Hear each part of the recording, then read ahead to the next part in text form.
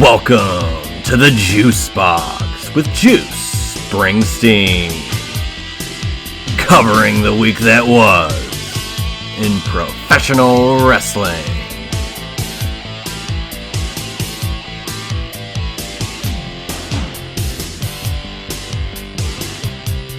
And welcome to another edition of the Juice Box. I am Juice Springsteen here in the first week of June. We've got a lot of interesting things to cover this week, although the actual wrestling portion of everything is kind of slow for the moment, but it's going to pick back up in a couple of weeks with the Forbidden Door and Money in the Bank pay-per-views closing out June, heading into July. But before we get to that, let's do all the normal stuff. Follow me on Twitter at JuicySteen. You can follow my Instagram page of wrestling, vintage wrestling shirts at Juicy Wrestling Closet. Follow this show on Podbean, juicysteen.podbean.com. You can also, of course, as always, go to iTunes, rate it 5 stars, and leave a review if you have the time. That would be greatly appreciated. We're going to dive a little bit into the week that was, as we always do, with some interesting tidbits along the way, some qualifiers for Money in the Bank, some matches announced for the Forbidden Door show, a huge death in the pro wrestling world, and then we're going to do some Ask Juice at the end of the show. So it's going to be a little light on the actual wrestling content. I'm sure we're going to delve into it as we normally do each and every week on this program. But we're going to close out with some Ask Juice, and I like grabbing these from some of my friends as it pertains to wrestling, because I like getting a gauge of what other wrestling fans are interested in or wanting to know about what's going on currently, and I like being that voice to give them something to ponder about going forward with pro wrestling in that regard. So let's get into that first little sad topic. As everybody, I'm sure, already knows, we lost an absolute legend this past week in the Iron Sheik. He was 81, which, for wrestlers that were in that time, the 70s and 80s, it's very, I don't know how else to put it, but odd to see some of these guys even make it past 70. Some making it even past 60 or 65. Roddy Piper once famously said that he didn't think he would live to see 65, and he never did. I do believe that was somewhat of a quote, but I'm not really sure. But man, Iron Sheik, a lot of people probably know him more for his Twitter account that has been one of the best parts about Twitter, if there are that many still around, is that his Twitter account was it was run by a couple of people in his camp, but it was definitely his thoughts coming out via Twitter, and he always had some fun stuff to say, especially in regards to Hulk Hogan. Of course, that's obviously where Iron Sheik has ties to for the most part, outside of his legendary run in general. Is that his loss at Madison Square Garden in January of 1984, which launched Hulkamania.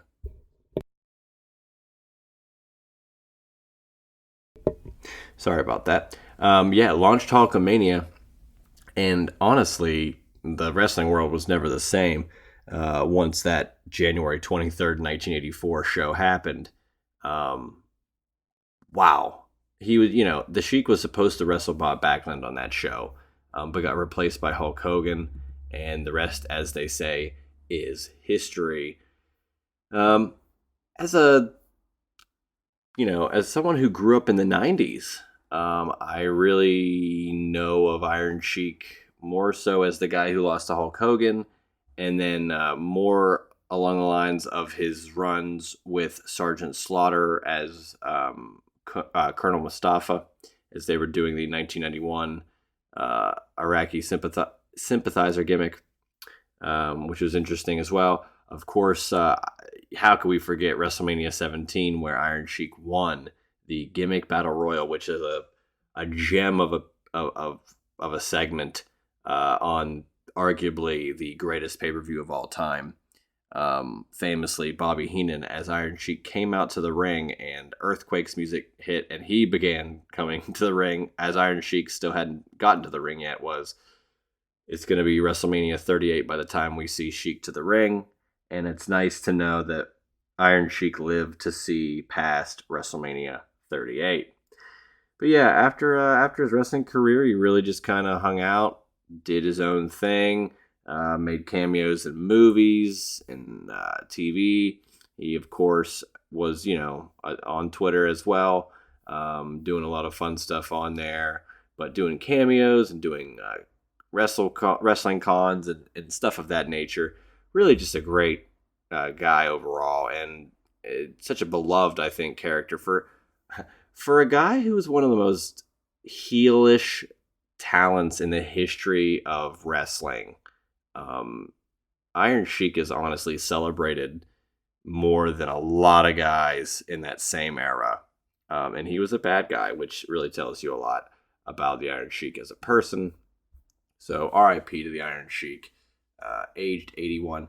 The other thing I'll remember about Iron Sheik was that I had his LJN action figure with the curved tip boots, which were so cool because they were accurate to the guy. I mean, these big rubber figures back in the day that I had passed down to me, and they were great to play with, of course. And now wrestling figures are at a whole new level, but the ones back then just you couldn't really replicate them. And Iron Sheik, I know, was one of the ones that I had growing up, and that was one of the ones that I feel like a lot of kids had growing up. So rest in peace to the Iron Sheik. Wow, just a big loss for the wrestling world. So let's tap into, let's do some Raw first. We'll do Raw and a little bit of Money in the Bank, and then we'll transition into Dynamite / Forbidden Door, and then we'll close out with Ask Juice, as we do here on this show. We have at least half of the Money in the Bank entrants for the men and the women's ladder matches in July in London, which will be fantastic. We also have some ideas of who the next couple of people will be, and I have a feeling about how we'll get the 6th spot as well. Let's go into Raw, though.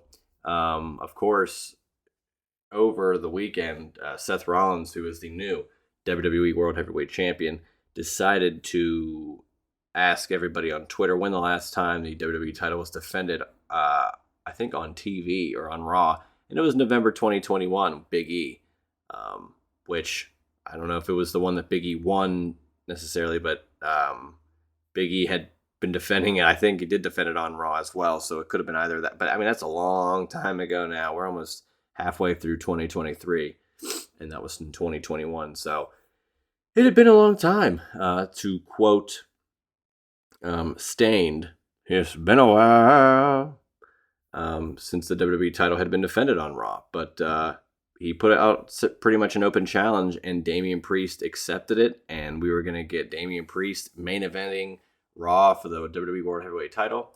A little bit of a promo segment where Finn kind of looked not disgusted, but just he had a look on his face when Priest told him that he didn't need him for the main event. So we had that, rolling, and the match is pretty good. I thought that I really do think Damian Priest, after his Bad Bunny match at Backlash, really has stepped up his game for a while now, and he's been doing a lot of great stuff in ring and out of ring, of course, with the Judgment Day. But this match was great. It was no different. Pretty much 20 to 25 minutes of the show to the end here. They had plenty of time to do a lot of great stuff, a lot of fun spots. Although it wasn't the best match of the night, we'll tap into that in a little bit here. But Rollins hit the stomp for the win, of course. Man, just a lot of great stuff. It's really fun to see this new title finally getting... Rollins won the title, a couple weeks ago? maybe last week, 2 weeks ago now, and he's already defending it on Raw, not even on a pay per view yet. And I think that's setting a precedent for this new championship, probably by Triple H and company, that regime, to give it more exposure, to put it forth on shows and such that normally might not get a title match. Give it a shot to guys who may not normally get a title shot. And just really give fans some world title and some quality, high level matches whenever they're not going to get Roman every month or maybe every week. So I think it's important for this title to actually have some prominence and be treated as such, with such high regard. And I think they're going to continue to do that. So I thought that was fantastic. But of course, the match of the night was Kevin Owens and Gunther, which Gunther did win. But my goodness, they had a war. I would love to see those two square off on a pay-per-view, give another match. The highlight for me, though, outside of the ring, was when Gunther took his jacket off in his entrance, and Kaiser caught it almost immediately and perfectly. Wow. It's just the whole presentation with Gunther has been fantastic since he has arrived to Raw and or SmackDown. Man, people took such harm in the changing of his name from Walter to Gunther, and the name change, the weight loss, the getting cut and shredded body that he has now. All those things are good things for Gunther, and they've actually turned the corner on what people thought was terrible. Like, it wasn't that I was critical of them changing the name from Walter to Gunther. It was just I had less faith that they would, okay, you took Walter's name away from him, and I know he's more than that name, so it's not like he's attached to the name and the name is the only thing that's over. The name is over, not him.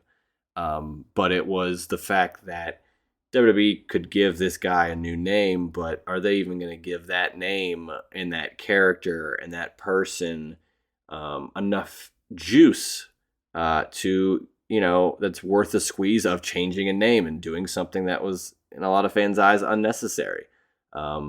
Why change a name that's already been established? But we've seen it before. We'll see it again. Not everybody can just have their name changed from Steen to Owens or keep their name like Samoa Joe or Shinsuke Nakamura. But Gunther's presentation and how he's been presented overall outside and inside the squared circle has been fantastic. He's definitely, I think, going to dethrone the Honky Tonk Man's all-time Intercontinental Championship length for the record.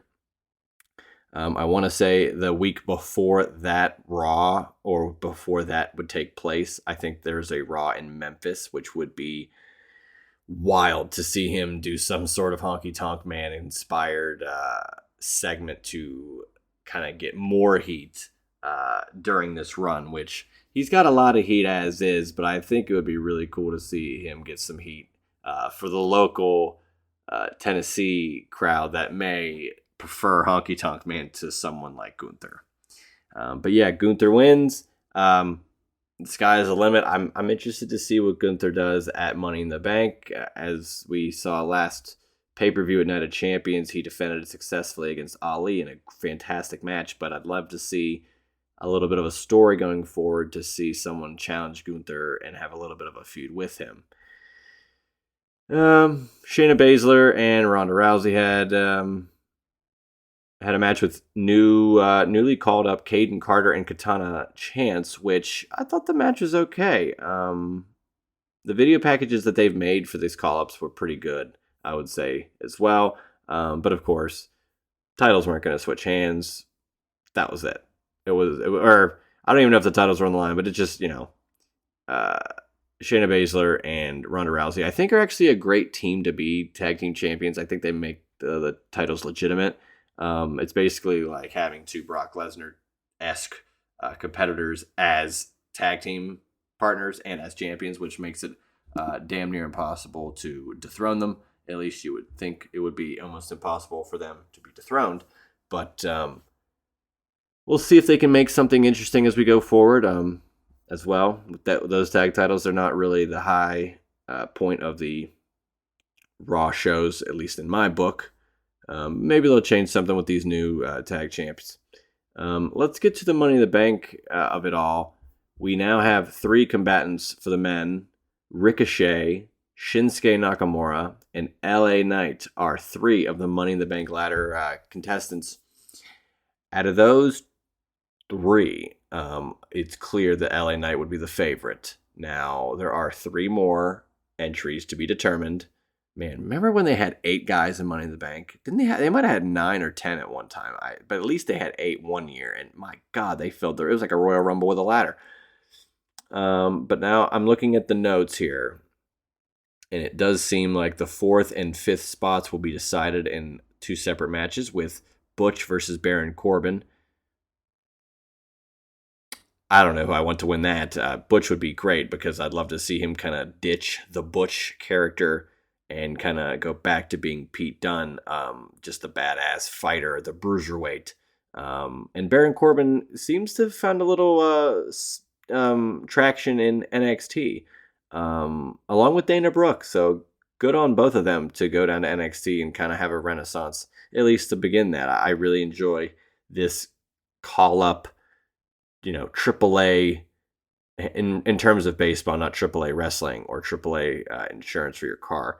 But just the fact that you can kind of go up to Raw or SmackDown, but if you want to hone your craft, if you want to get some younger talent over, if you want to kind of get yourself reacclimated with the week-to-week presentation of WWE, if you're rehabbing an injury, if you want to come back just to, NXT, especially if you've been there. Baron Corbin was already in NXT, so I like that he could go back there, kind of cause some havoc, and, put forth some effort to get some guys over that might not normally get that chance. And instead of just automatically squashing a new NXT guy on Raw, he can go to NXT and maybe lose or have a competitive match on the NXT show and do both him and his opponent well in that sense.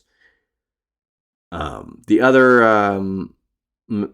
other match to determine a Money in the Bank contender for the men's side be Mustafa Ali, as I mentioned earlier, who lost to Gunther at Night of Champions, and versus Santos Escobar.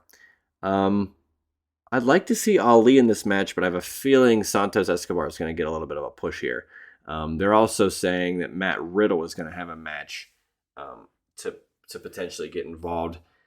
I thought we might get 5 guys total, and then the 5 guys that lost their matches would then have a fatal 5-way or something in that regard to get in there, because I was hoping we could get Montez Ford, because Montez fought LA Knight, and I think either of those guys could easily be Money in the Bank this year and really make something out of it. So for both of them to not be in there, I find it troubling, but maybe there's a chance if there isn't a Matt Riddle match, or if there's a Matt Riddle match, but it kind of gets nixed. We'll see. We'll see what happens there. And then on the women's side, Zelina Vega, Becky Lynch, and Zoe Stark are going to be in the Money in the Bank ladder match for the women. It also looks like we will have 2 more matches for the 4th and 5th spots. Io Sky versus Shotzi, and Mia Yim versus Bayley. So there's nothing announced for that 6th spot. Maybe they'll do what I suggested for the men and do it for the women instead. As of right now, I see Becky and Zoe kind of canceling each other out with the Trish Stratus factor. But if Bayley gets in and Io Sky gets in, I could see some problems internally with Damage Control. They'd have to control that. And then I don't know who that 6th woman might be, but it is interesting. Money in the Bank season's always interesting. It's like a little side piece to Royal Rumble where you get an automatic world title match. It's just you have a year to do it. You can either make it known, you can kind of do it on as a surprise, but it's an automatic opportunity. When Royal Rumble, you get the same thing, but it goes to WrestleMania. This one you could take to WrestleMania. Ask Seth Rollins about that. Or you could kind of wait and call your shot like RVD. You could call your shot like, Cena against Punk on Raw 1000. A lot of interesting things, a lot of interesting ways they could go about it. Um, But I like the Money in the Bank concept, and I like it as a pay per view. I think that this London show, again, the international shows. I've brought this up numerous times on the Juice Box over the last couple of months. But I mean, it's very difficult to ignore just the amount of incredible international wrestling we have been getting. We had Montreal for Elimination Chamber. Um, we're gonna get, or we had Backlash in Puerto Rico. We had Impact up in Canada as well. We're gonna get Forbidden Door in Toronto, and the next week we're gonna get Money in the Bank in London, and then later on in August we're getting Wembley Stadium for All In. I mean, the amount of incredible international pay-per-views or PLEs is just fantastic to see. And as a fan, I could not love it more. The fans are starving for big shows like this. They never really get them. So for them to get massive shows throughout this year, I think it's a hell of a thing. And I'm glad this is where wrestling is going, to spread the wealth of these big shows. We also, of course, had Night of Champions in Saudi Arabia. And there is a rumor that there will be a September PLE for WWE in India. So that could be fun too. Again, some of these places never really get a shot, so I would love to see what they do with that. So Money in the Bank is still not totally set. It looks that we might get Cody Brock 3. I would say we'll probably get it at SummerSlam, but that's unfortunate because, we all, by we all, I mean me, and hopefully others would want to see Cody finish the story at SummerSlam by beating Roman Reigns, but I think Roman's still going to have issues with his own family, maybe up until or through SummerSlam, so we'll have to see about that. A couple other side notes with the WWE and NXT sides of it all. Braun Breaker made a challenge via social media for Seth Rollins and his WWE World Heavyweight title. Excuse me. I, for one, would love to see it. I think Braun Breaker has a lot of potential. Obviously, his bloodlines run deep. And I think it would be a great way to get him established on the main roster. He doesn't necessarily have to be called up and here's a squash match for Braun Breaker. Announce who he is and have him come straight to Raw and have a match for the world title against Seth Rollins. He doesn't have to win. It doesn't even have to be a clean finish. But it could be something that really proves that Braun Breaker is someone to take seriously. And just like even talking about Braun Breaker on Raw or SmackDown, I immediately went to Brock Lesnar and how insane a Brock Lesnar versus Braun Breaker match would be. So let's keep the hype rolling with Braun Breaker. I think he's got a promising future. The other little note about NXT, personal favorite of mine in the music world, 100 Gex is the official band with the official song for the NXT Great American Bash pay-per-view, which, again, 100 Gex is a favorite of mine. WCW pay-per-view names are a favorite of mine. Great American Bash was always a fantastic Father's Day show in June for WCW. I mean, the first show I ever watched when the WWE Network debuted on February 24th, 2014, was the Great American Bash 1992 with Vader versus Sting for the world title. I remember watching that vividly. 9 a.m, I was walking to a class. I signed up. The rest is history. Great American Bash is a great pay-per-view name, and I'm glad that they bringing back that and Halloween Havoc, and of course War Games we've had now in the main roster of WWE. But to have 100 Gex do the song Hollywood Baby for as the theme song here, which is fantastic. 100 Gex is a hodgepodge of genres, to say the least. So if you're a fan of loud music but entertaining music, and you can turn the music down to understand it instead of having to blare it because it's blared to the fullest extent as is, 100 Gex potentially could be for you. let's tap into AEW and Forbidden Door before we go to Ask Juice. AEW was fun. Dynamite was good.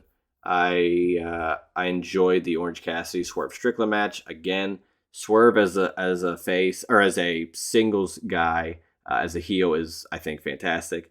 I don't know if he'll ever win anything because he keeps getting close, but just comes up short. But I mean, Orange Cassidy has been the MVP of AEW for the last couple of months, as it regard to in ring work and consistently defending that championship week after week after week. It seems we had the BCC versus Chaos, which is a group that Kenta is a part of in New Japan Pro Wrestling. Why do I bring that up? Let's get into it. Forbidden Door. We had NJPW, New Japan Pro Wrestling's Dominion show over the weekend, last weekend. And a promo package aired. And it was Daniel Bryan hiking through the desert, talking about how, some people think that, I'm not going to say, I don't know, I'm not going to try to pronounce his first name, but Kazuchika Okada, I'm just going to say Okada, how his rise and how Okada has been named and dubbed the best wrestler in the world for quite some time now, with legendary bouts against Kenny Omega, among others, Tanahashi, of course.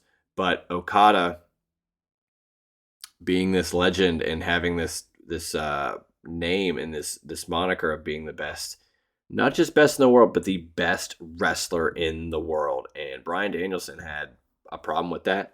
And he said, I am the litmus test. I am the guy that if you can beat me, sure, you could call yourself that. But he doesn't see it happening. We are getting Okada versus Bryan Danielson in a singles match at Forbidden Door. I can't believe we are at this point, and it's clear that they are wrapping bubble wrap around Bryan Danielson for the last couple of months to make sure he does not get hurt as a lead up to this Okada match, because I think they could have a match that we might be talking about for a very, very long time if they do it correctly, and I don't see why they wouldn't. This is a match that I think fans have been clamoring for.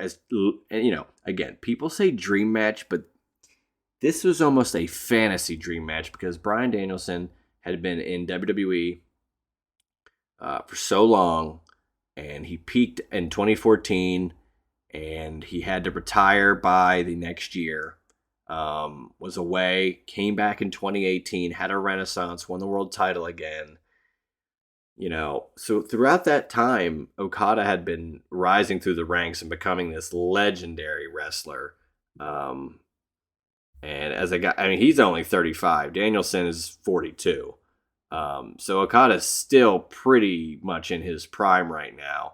And just the matches that he's had, have just been unbelievable. The ones with Tanahashi, Wrestle Kingdoms, his matches with Kenny Omega, they've been well documented, and just the fact that we get this guy, a guy who's been a legend in New Japan Pro Wrestling and in the world of professional wrestling, to face Bryan Danielson, who has been well regarded as this generation's Dean Malenko plus. It's really a combination of, and I don't really I don't necessarily hate referring to Chris Benoit as it regards to anything with wrestling because of the obvious nature of what happened.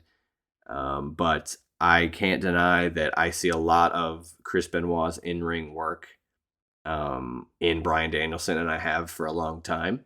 And that's not a negative, really, on Danielson, because as an in-ring performer, I don't know if there's someone better to emulate than Chris Benoit, but that's really where the emulation stops. But I would say that Danielson is a combo of Benoit, Dean Malenko. Can't really think of too many other guys at the top of my head, but that he really could be described as a combo of. But those two in particular, Malenko and Benoit, the technical prowess, the physicality, the stature, the intensity, all those things that both those guys have in certain areas more than the other. I think Bryan Danielson accentuates those in the best of his ability and really has been someone that has driven the force of the wrestling part of pro wrestling for the better part of this century, to be honest. So we get Danielson and Okada, which is going to be fantastic. The other match that has been signed already, and it is for the IWGP United States Heavyweight Championship, is the champion Kenny Omega defending against Will Ospreay. These two matches literally could take up almost 2 hours of in-ring time, and I'm sure that the people, the people that would be watching this pay-per-view, including myself, that would be at the show potentially, in Toronto, no one would have a problem with these matches going 30 plus minutes. And I could see it happening and it being fantastic. We're not going to get into predictions yet, of course. That'll be in a couple of weeks. But my God, these matches are going to be unbelievable, and they're going to be talked about for a very long time. The Forbidden Door show last year was pretty damn good. Now it didn't have Kenny Omega, of course, and CM Punk was supposed to defend against Tanahashi, but he couldn't wrestle either. So we had a lot of good stuff happening on this show. We, of course, with Danielson not being able to wrestle, we did get Claudio Castagnoli versus Zack Sabre Jr., which was badass. We had Tanahashi versus Moxley, which was fantastic, I thought. Will Ospreay versus Orange Cassidy was great. And, of course, Hangman Adam Page, Okada, Adam Cole, Jay White, fatal 4-way for the IWGP World Title. I mean, that was just like that was the main 4 matches. They all went 16 minutes plus, but they were just, as the kids say, banger after banger after banger. And that was last year. And now you get Danielson. You'll probably get CM Punk. You'll get Moxley. You'll get Ospreay. You'll get Kenny Omega, Claudio, Okada, probably Zack Sabre Jr. You're going to get a lot of these guys. This is a great talent pool that AEW and New Japan have all together to work with. So I think that Tony Khan has his work cut out for him for a great show. And we'll get to the CM Punk of it all in a second, because I do think he's going to be at this show, potentially working Kenta. And of course, Kenta, a man who used the GTS as well, and it has been widely debated throughout the years of those two. So for maybe CM Punk to bury a hatchet of sorts and go against Kenta would be a hell of a match to see those two try to hit the GTS in the same match. We'll see, but it's up in the air right now. MJF though, MJF did talk on the show on Dynamite. A lot of interesting words about Adam Cole, who interrupted him, and it seems as if those two are going to have a world title eliminator match next week, I do believe. Although I would prefer to see Cole and MJF in just a standard world title match. Although I guess he has to earn the opportunity. So we'll see if MJF faces Cole at Forbidden Door, or if MJF would face a talent from New Japan potentially on that show. I don't know if it would be for the title or not, but we'll see. And potentially the best match of the night. Preston Vance and Dralistico took on Jungle Hook between Jack Perry and Hook. A chain was used here, and it took out Preston Vance. And Preston Vance looked like Great Muta out there. Bleeding buckets, hardcore match, hard way, move. A T-Bones Hookplex through a table looked brutal. Hook is really coming into his own. Hook is coming into his own more than Jack Perry. And Jack Perry's been on the scene for a while, but I think we might see a heel turn with Jack Perry in the very near future, which would be actually very good for his character. There was a Takeshita squash, but we did get to see Don Callis talking, which was great. I love every bit of it. He's got a lot of heat. I think the top heat getters right now in pro wrestling in no particular order is Don Callis and Takeshita, Christian, Roman, MJF, and of course, I will rank one above the rest, and that's, of course, Dominic Mysterio, who is the probably biggest heel in regards to heel reactions of the crowd. Speaking of Christian, it looked like he whooped Brock Anderson up backstage. Him and Luchasaurus, I'm assuming, did a lot of the dirty work. So we'll see what Wardlow has to say about that, because I know he and Arn are close now, and I'm sure him and Brock are close as well. Main event, though, Juice Robinson, no relation, and FTR were banned from ringside for this one. Jay White or Ricky Starks. And it was interesting how this match unfolded. Jay White gets the win, and we did see the Guns interfere, delivering the 310 to Yuma and setting up the victory for Jay White via the Blade Runner. And now we get to see maybe the Guns joining Bullet Club Gold. Potentially having a match at the Forbidden Door show, I would assume, is something that they could do. We'll have to just see what they end up doing with the Guns going forward. As a guy who loves the Guns theme song potentially more than any other theme song in wrestling right now, even their rendition of Many Men for the pay-per-view, or was it on a Dynamite? I'm not real sure, but the fact that they used Many Men was also pretty cool. But maybe they have some BC gold. But I'm assuming that the Acclaimed and Daddy Ass have something to say about the Guns interfering in that match. Maybe a 4-on-4 at Forbidden Door. The other thing I will announce is that there was an announcement for the first main event of AEW Collision. So the first episode is going to be on June 17th, Saturday night, 8 p.m., and it's going to be from the United Center in Chicago, which is awesome. And the first match is going to be, you ready for this? A 6-person tag with FTR and CM Punk taking on the team of Jay White, Juice Robinson, and Samoa Joe. A trios match for the ages. And it's interesting because we're going to get the Hung Bucks, as so aptly named by Excalibur, on commentary this week. I believe they are in action next week. Could we already be seeing the seeds planted for a CMFTR versus Young Bucks and Hangman Elite trios match down the line? It would be really, really wild if we get that already. I've been saying it since Brawl Out happened and we've had the chance to dissect it. I think there's a lot of money on the table with those guys, and the fact that CM Punk is already working with FTR and that he's not working in a solo capacity, I think says a lot, considering he probably wants to just get back in the good graces of everybody and just move forward. And I think everybody would like to see that as well.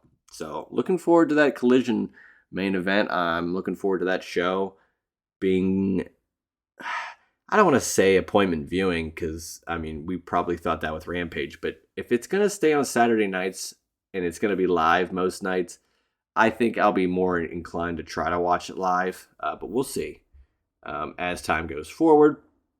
But a lot of interesting things. Forbidden Door with 2 matches, to me, already is a stacked card. Money in the Bank has half their entrants in each match, so we'll be getting to that in a couple of weeks as well. Hell of a time to be a wrestling fan. And one more note before we go to Ask Juice to close the show. Shout out to Matt Menard, Daddy Magic, who came out last night in the Anna JAS Chris Statlander match, where Chris Statlander was victorious and successfully defending her TBS championship that she won over Jade Cargill this week, where she won it a couple weeks ago, but she defended it this week. Matt Menard wearing the classic 8-ball jacket, which, I mean, let's be real. If you know me at all, you know that I'm a huge Seinfeld fan. And one of the characters on Seinfeld, one of Elaine's many boyfriends, but the steadiest boyfriend of the bunch, one David Puddy, wore the 8-ball jacket in the reverse peephole episode after losing his fur coat and at Joe Mayo's place. And you got a question, you asked the 8-ball. And Daddy Magic had the exact 8-ball jacket. I thought it looked great. And he pulled it off. I thought he really pulled it off. I don't think he pointed with his thumbs to the 8-ball, though. But I thought it was a hell of a jacket, hell of a reference, because it's pretty clear. If it was another colored 8-ball jacket, sure. But this was the exact one, so I'm assuming it is a direct reference. Shout out to Daddy Magic. Daddy Magic, Daddy Ass. Hey, Daddy. All right.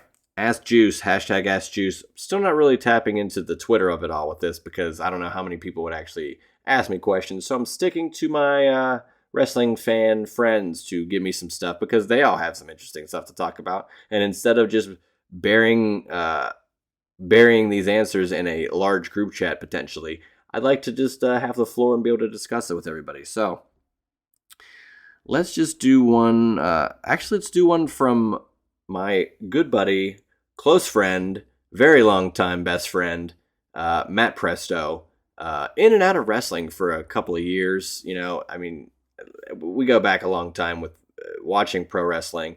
He used to do some of the Blog Talk radio shows with me. He was the color announcer for the Wrestling Figure Federation back in the day. And I reached out to him to see if he had any questions for Ask Juice, and he did give me one juicy one, if you will. He says, for Ask Juice, has WWE done enough lately to give me some hope that they have given guys there that are now, you know, becoming rising stars, that they could be the next Orton, Edge, or Cena? Like, have they given them enough? Have they done enough to back these guys? He then furthers it. The big criticism has been for the better half of the decade going, back to the well to get a huge rating. You know, they don't have any new stars, no one to draw where the previous guys did. You know, let's get Vince out there. Let's get Triple H out there. Or let's bring back Cena for a week. Let's do this. And he mentions that Gunther is the closest thing to someone that really has potential going forward. And depending on booking, he thinks Theory is a candidate for that. As I see it, and thank you for the question, Matt. Hopefully you'll ask some more going forward. And I definitely could see him being a guest on this show in an upcoming episode. I've got a couple of ideas when that will be, but we'll get there. I do think, and I mentioned it earlier, so I'm glad that this is actually a part of his question. I actually didn't prepare for this, so we'll see. But Gunther, I think, is not the closest thing to a surefire lock. I think he's already on his way to becoming something that's already, like, it's already set, not set in stone, but it's set in motion pretty far. Because he's not just, like, dominating on Raw or SmackDown. He has been the closest thing to the world champion that's not world champion almost longer than anybody ever. Like I said, in September, I do believe he'll pass Honky Tonk Man, and he'll have the longest Intercontinental Championship reign of all time, which is a lot considering Honky Tonk Man rode that, and he's still riding that fact to today, as a matter of fact. So for Gunther to do that and to beat that, to have that prestige, it seems like they're taking him pretty damn seriously.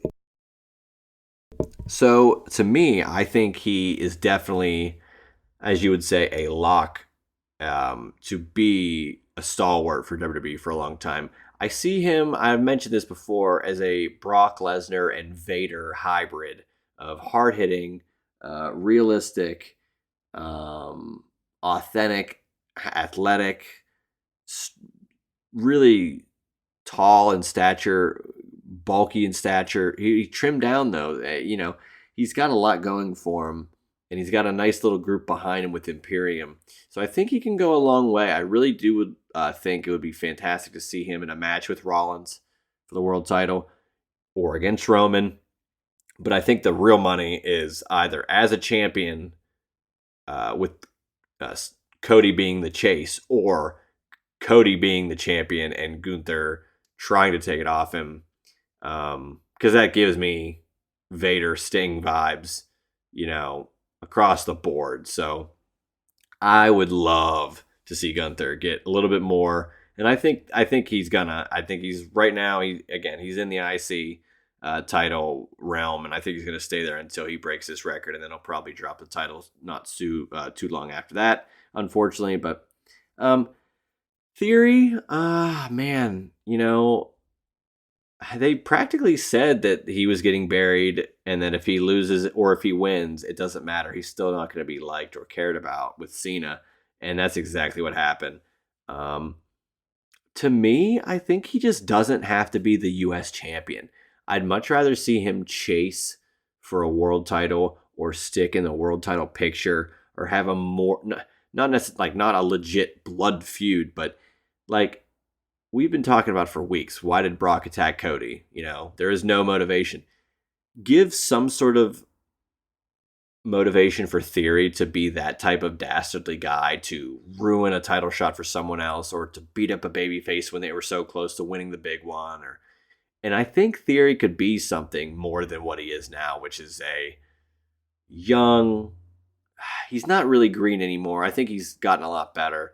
But a lot of people just I almost prefer whenever he was doing the selfie gimmick. It was a corny gimmick, sure, but I think it was annoying in the right way to the majority of the fans. It was the right type of annoying. It wasn't X-Pac heat as much it was manufactured X-Pac heat. It was like, we know that if we make him really annoying, you guys are like, there's no way you can't hate this guy. And I thought they were doing a really good job with him. Now he's just kind of more serious, which I liked as well. I liked that he kind of turned the corner and became serious, yet I think him just becoming U.S. champion again after losing it, instead of just, trying to go for bigger and better things. He's already been Mr. Money in the Bank. I don't know. I like to think he's got a future. Maybe he's a future Royal Rumble winner. But I think that would have to be something that would jettison him to the top. The other two people I would say that they have a chance to stay relevant for a long time, and one of them is not LA Knight, unfortunately, but Montez Ford. I think Montez Ford has the ability, and it's not just because he's married to Bianca Belair, but the fact that Montez Ford could be that ambassador for WWE, could be the guy that goes and does the appearances and the Today shows and the hospital visits and the charity work and the ESPN stuff, and could do pretty much anything to be the ambassador and be a great person for WWE as the top guy. I really think he has the ability to do that, especially now we have 2 championships. Man, once Roman clears out and the bloodline is not a thing, I love the idea of just more people getting opportunities at these titles. Having 2 potential titles to go for, I think, could help a guy like Montez Ford reach the top. And I'd love to see him get there. Again, I think he really has the athleticism. He's got the charisma for sure. It's just he's with a tag team partner that Dawkins is good. It's just I don't know how much he's got as Angelo Dawkins as a singles guy. I think he's more of a tag guy unless they drastically change his gimmick. Montez Ford, I think, works as a tag guy, but is better as a single as the same guy. So I'll leave it at that. I think the other person that could be someone going forward that hasn't really tapped into that yet could be a Santos Escobar if done correctly. I think there's a lot of meat on the bone there with him, and I think if they push the right buttons, I think they could get him to a higher level. Especially now that they kind of revived this LWO thing, and everything has been a little bit more elevated since they brought that into the fold before WrestleMania. So Thanks, Matt, for that question. Let's see here, how much time we got. Let's do one or two more here. And I'll save some of these other ones for a later date, of course, because there's never too many Ask Juice questions. Will Punk work Forbidden Door? I do think he's going to work Forbidden Door. I did touch on this, so I will do one more question as well. But I do think he's going to work Forbidden Door. I think it's a perfect storm, once again. Him returning on June 17th. God, as long as he doesn't jump into the damn crowd again and break his ankle or foot or leg or whatever happened. Just stop with that. I love that he did it when he started, the first couple weeks even. You know, it had been so long since he'd been a part of wrestling, and it was really nice to see him embrace the fans that really stuck by him throughout thick and thin, through the MMA failures. But he tried, right? You know, I gave him a lot of credit for doing UFC and MMA in general. I really did. And he did some acting stuff, and he like all those fans that really stuck by him really, really were thrilled that he came back to wrestling. So he wanted to embrace that, and I get it. But it almost turned into a parody of, I'm so happy to be in AEW and wrestling. I love wrestling. Wrestling's great, which it is. But you're CM Punk. You are a legend in the world of professional wrestling, and we know that. You can be happy to be here, and that's great, but we really want to see you, sink your teeth into a story and really get the ball rolling. And I think that's what they'll start doing with this new show with Collision and everything. But I think that he'll come back. They'll have a fun little six-man, the trios match. And maybe we'll get an interference by Kenta in that match, and we can advance to a Kenta and CM Punk Forbidden Door match, which would be incredible.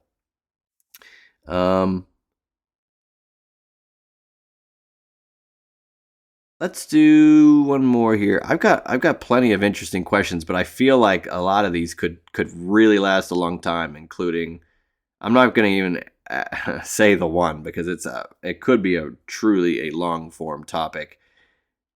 I'm going to do this one though. Would AEW fans accept Goldberg? It all depends. I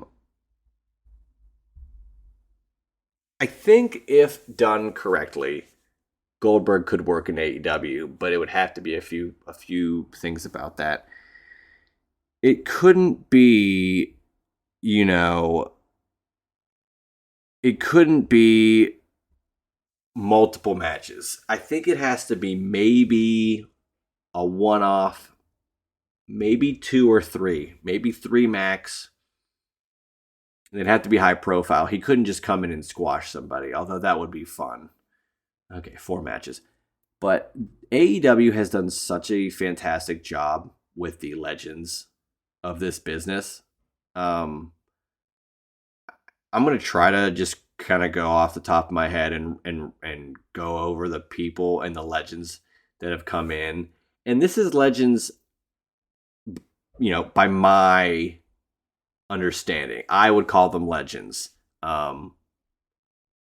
Chris Jericho is still kind of full-time, as full-time could be, but he's a legend for sure. But, Taz, Tony Schiavone, Sting, Jake Roberts, Arn Anderson, Tully Blanchard. I mean, the amount of guys that have been given, Sabu even. Sabu had a little shot there.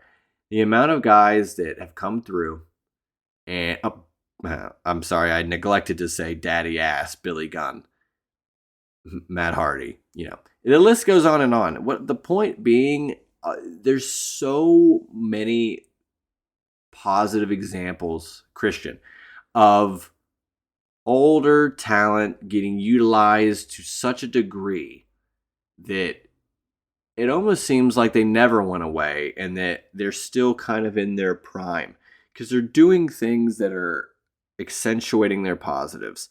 Sting is being a mentor to Darby Allin. He goes into cinematic matches. He does tag matches or trios matches. He stays out of the limelight because he already has that aura. He doesn't need to be the limelight because he's Sting.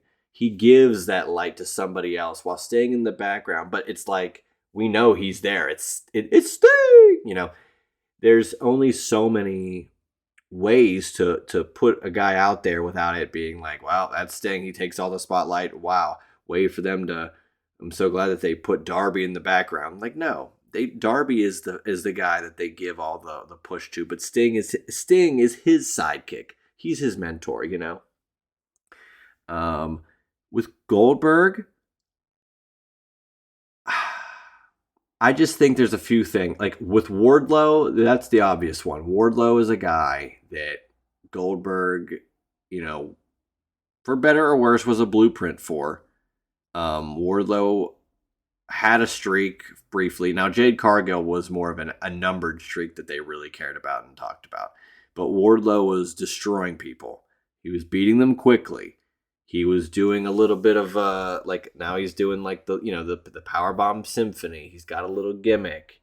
They chant his name in the cadence of Goldberg. Wardlow, Goldberg. The similarities, the parallels, they're right there. Not to mention, there's a lot of history with Goldberg and some of the guys in AEW, more notably than not, one, Chris Jericho, who had a little bit of an interesting set of circumstances in 1998 when Goldberg was at the peak of his career, which is also funny. The year now is 2023. 25 years since Goldberg won the WCW World title from Hollywood Hulk Hogan, July 6th, Atlanta, Georgia, the Georgia Dome.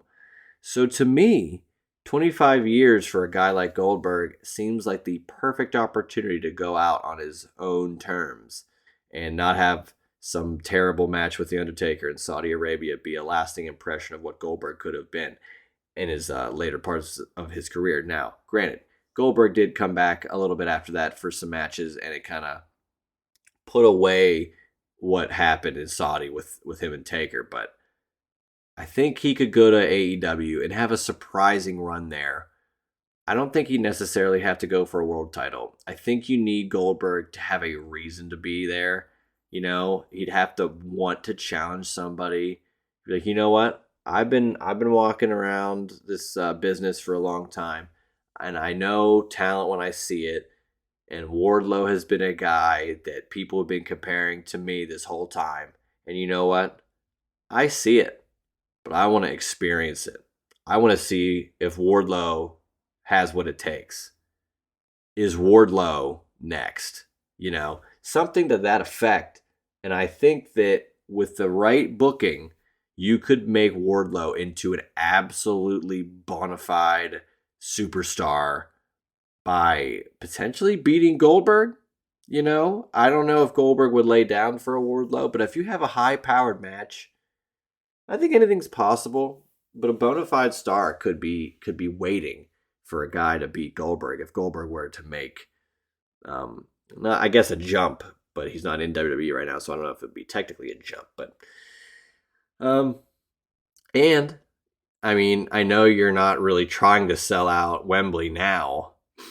It's already sold over 60,000 seats, and you're probably not going to have to sell out all out either, but why not have a special attraction with Goldberg?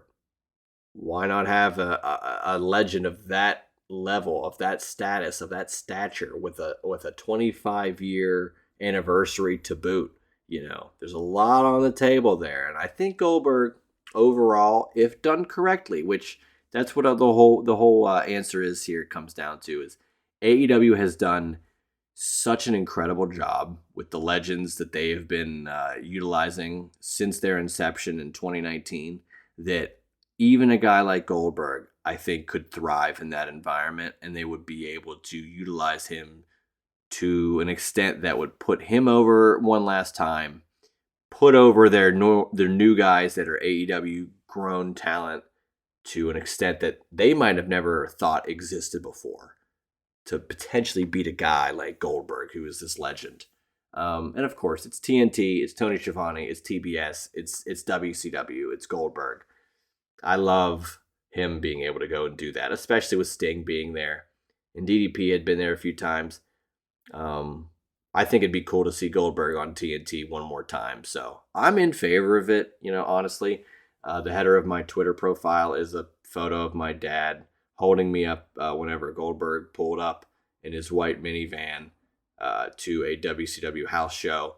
And I was so thrilled. You could see my expression in the picture. I'm thrilled that Goldberg's there as my dad lifts me up in front of Goldberg's driver's side window, only for Goldberg to have his eyes closed for the photo. So I still have great memories of Goldberg. I remember watching the Georgia Dome match on July 6, 98. I was only 5, but I vividly remember that because it was unbelievable. I hated Hulk Hogan. I grew up with Hollywood Hogan as a bad guy. I didn't grow up with Hulkamania. I grew up with him as a bad guy, which I think was better for me because I got to enjoy probably his better work and then went back to realize how big he was before that and realized even more so that the turn to a bad guy was on another level that I couldn't even fathom. And I even have a hard time fathoming now, realizing how over he was as a good guy. And then as it tailed off, he just said, you know what? I'm going to be the best bad guy as well. And he did. So all in all, I think Goldberg would do wonders. I think for a couple match run in AEW, I really think it would be beneficial for everybody involved. And who wouldn't want to chant Goldberg one last time? Hopefully he wouldn't bash his head off anything before his matches so that he could remember some of it. But ultimately, I think Wardlow should be a guy to beat Goldberg. So that is Ask Juice for this week. I've got a few more questions I could probably pepper in next week. I don't know what next week's show really entails. It could just be an all Ask Juice segment for the whole show, depending on when I record it.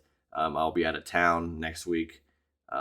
So we'll see. We'll see. But something will be posted next Friday at 9 a.m. Eastern. I assure you of that. We are closing in on 25 episodes, and we have not missed 1 week. And I look forward to furthering that streak, much like Goldberg, and continuing to bring you guys pro wrestling coverage and analysis and opinions as only I can. So this has been the Juice Box for this week. A lot of good stuff being discussed this week. As always, this was a small show that turned into an hour long, but what's new? As always, you can find me on Twitter at JuicySteen, Juicy Wrestling Closet on Instagram, juicysteen.podbean.com, on iTunes, on Google Podcasts. I'm Juice Springsteen, and you've been listening to The Juice Box. That was The Juice Box with Juice Springsteen. Make sure to subscribe to The Juice Box wherever you listen to podcasts.